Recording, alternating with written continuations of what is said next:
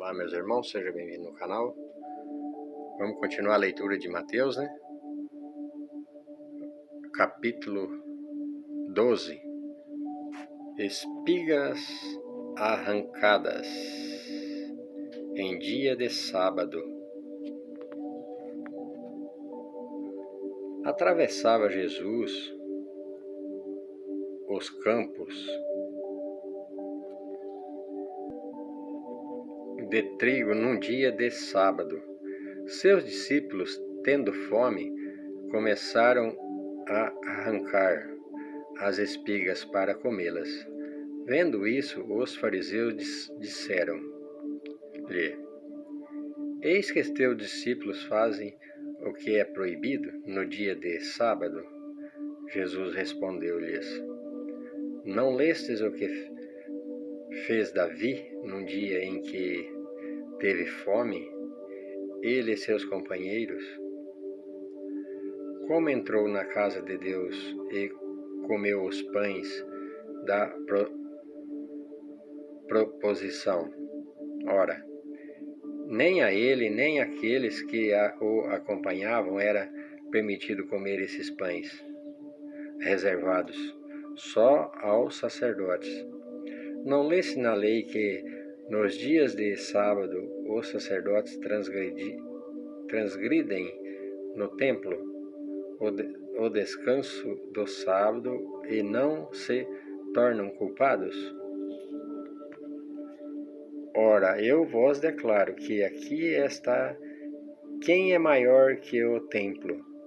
Se compreendesseis o sentido destas palavras, quer a misericórdia e não o sacrifício, não condenareis os inocentes, porque o Filho do Homem é Senhor também do sábado. Cura operada no sábado. Partido dali, Jesus entrou na sinagoga. Encontrava-se lá um homem que tinha a mão seca. Alguém perguntou a Jesus: É permitido curar no dia de sábado? Isto para poder acusá-lo. Jesus respondeu-lhe: Há alguém entre vós que, tendo uma única ovelha, e se estar a cair num poço no dia de sábado, não a irá procurar e retirar? Não vale o homem muito mais que uma ovelha? É permitido, pois, fazer o bem no dia de sábado. Disse então aquele homem: Estendem a mão.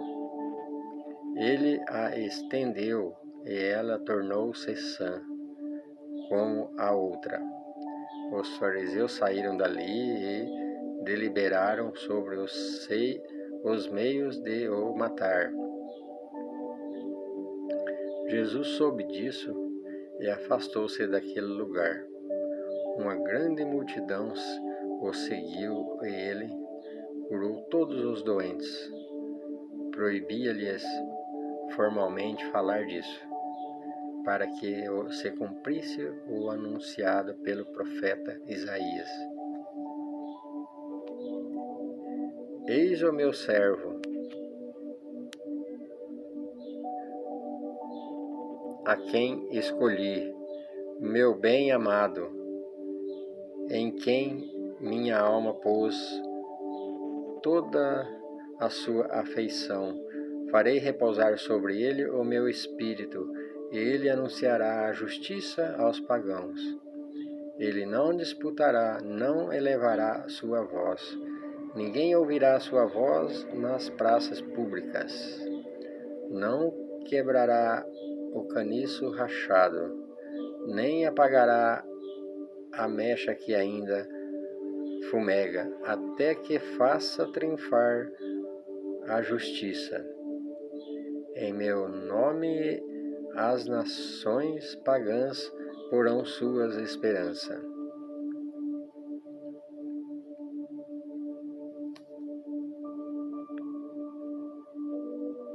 Discussão a propósito de um milagre.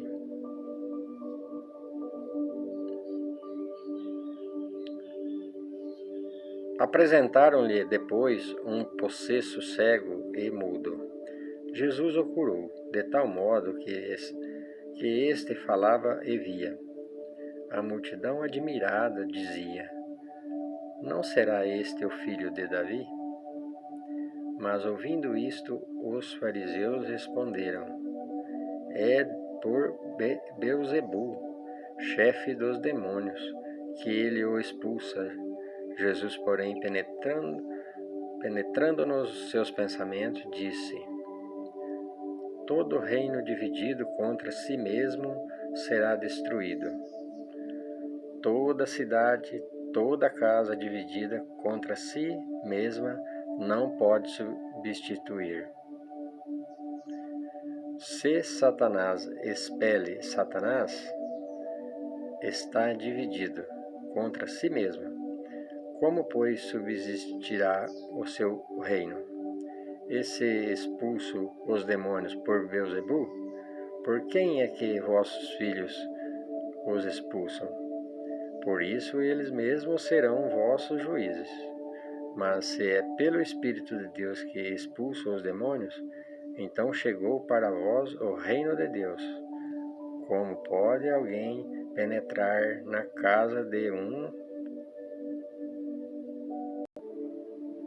homem forte e roubar-lhe os bens, sem ter primeiro amarrado este homem forte?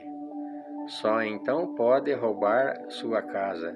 Quem não está comigo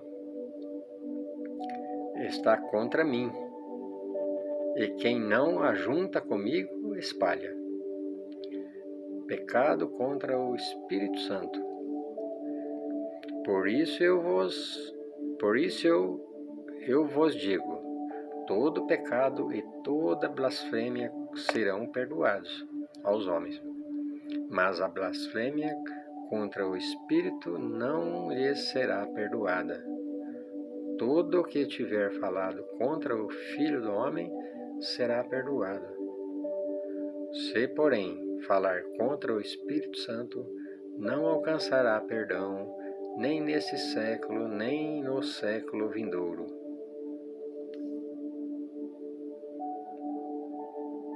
Ou dizeis que a árvore é boa e seu fruto bom, ou dizeis que é má e seu fruto mau, porque é pelo fruto que se conhece a árvore. Raça de víboras, maus como sois, como podeis dizer coisas boas? Porque a boca fala do que lhe transborda o coração? O homem de bem tira boas coisas de seu bom tesouro, o mal, porém, tira coisas más de seu mau tesouro. Eu vos digo, no dia do juízo os homens prestarão contas de toda palavra vã que tiverem preferido. É por tuas palavras que serás justificado ou condenado. O sinal de Jonas. Então alguns escribas e fariseus tomaram a palavra. Mestre, quiséramos ver-te fazer um milagre. Respondeu-lhe Jesus: Esta geração adúltera e perversa pede um sinal, mas não lhe será dado outro sinal do que aquele do profeta Jonas. Do mesmo modo que Jonas esteve 3 dias e 3 noites no ventre do peixe, assim o Filho do Homem ficará 3 dias e 3 noites no seio da terra. No dia do juízo, os ninivitas se levantarão com esta raça e a condenarão, porque fizeram penitência à voz de Jonas. Ora, aqui está quem é mais do que Jonas.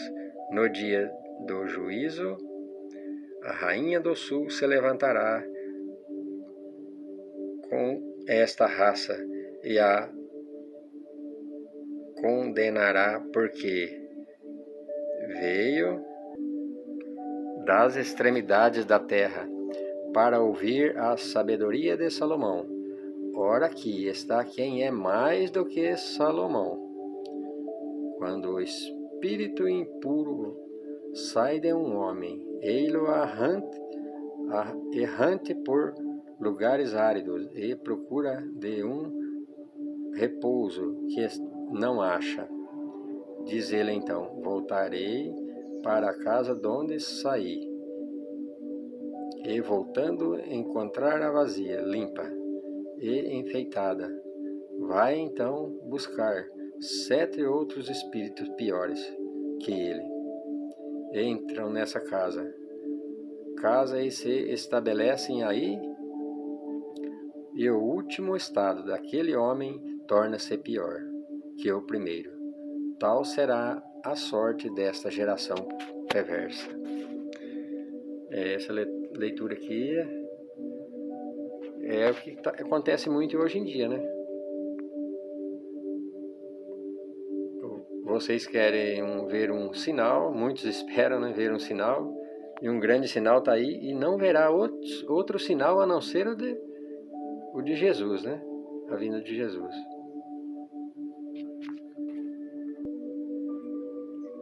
A mãe e os irmãos de Jesus.